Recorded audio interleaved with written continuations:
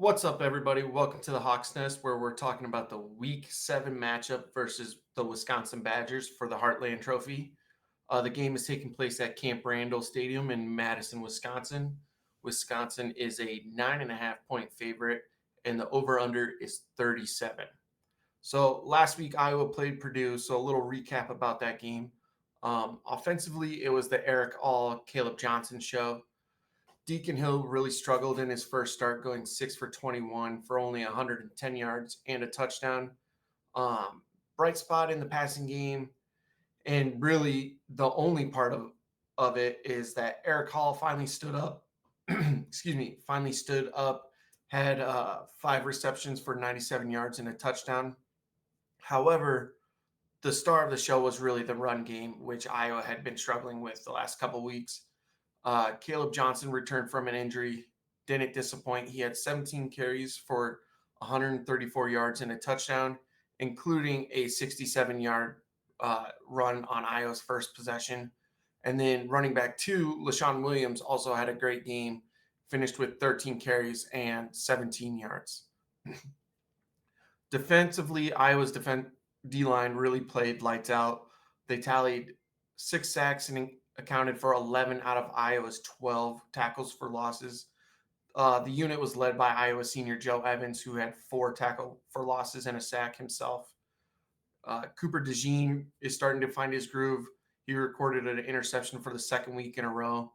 And Iowa's defense was able to make the plays needed down the end to stop Purdue's comeback attempt and walked away with a 20-14 win.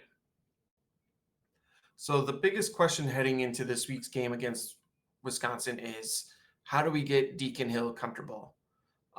In his playing time, he's really struggled with his touch. He tends to put too much zip on every pass, and Iowa really needs to get him comfortable quickly so the offense becomes more balanced, because against teams like Wisconsin, Minnesota, Illinois down the stretch of the season, it needs to be balanced or they're going to figure Iowa out pretty quickly. So this week's game against Wisconsin, some of the matchups to watch it's Iowa's run game versus Wisconsin's run game. Wisconsin has one of the best run games in the nation as a team, as they have over 1,000 yards and 15 rushing touchdowns already. And they are led by backs Braylon Allen and Ches Malusi. 2 weeks ago, Malusi went down with an injury against Purdue, and he'll miss the rest of the season with a fractured fibula. So it's really just the Braylon Allen show anymore.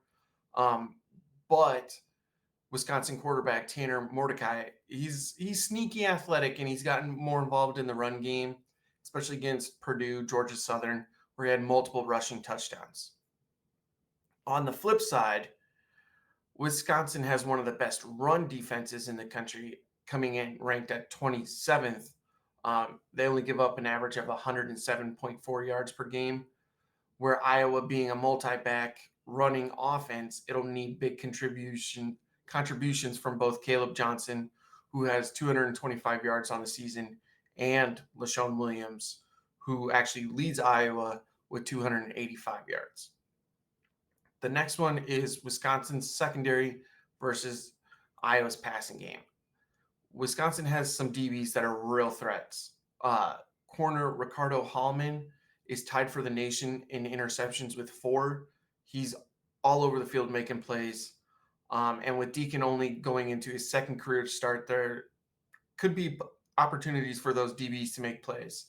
However, Wisconsin does have one of the worst passing defenses in the country. They give up an average of 247.2 yards per game, which puts them around the 100th ranked. So there are areas where if Hill can get comfortable, where they can make plays.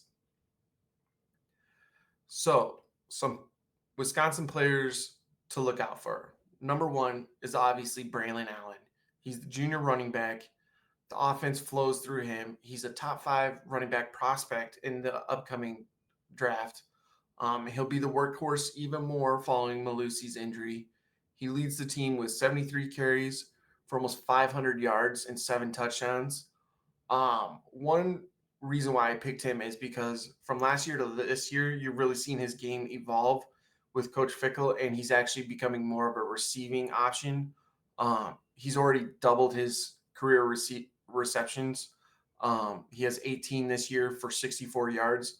I know it doesn't sound like a lot, but for him being solely just a runner the last couple seasons, to see him actually, excuse me, making plays in the passing game, it adds the extra wrinkle to the offense.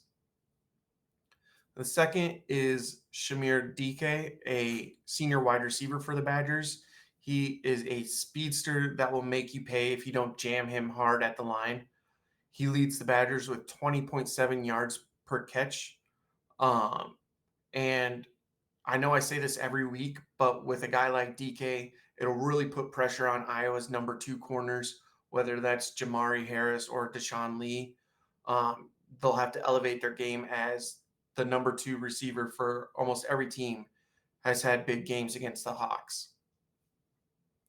And finally, the third player is Hunter Wohler.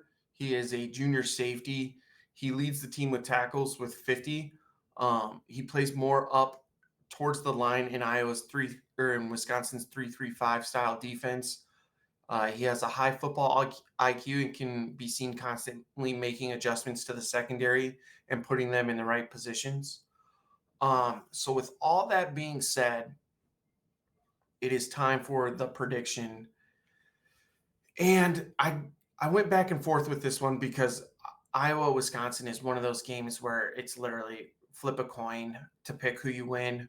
But with that being said, I have Wisconsin 17, Iowa 20.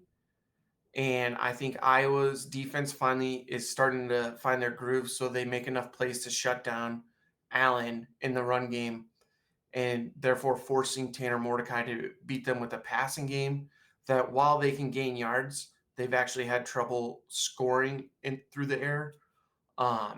So the secondary, I think, makes a play and stops that final drive for the Iowa victory. So, as always, I appreciate you all for watching, and make sure you follow the CFB Nation for all your college football needs. And as always, go Hawks.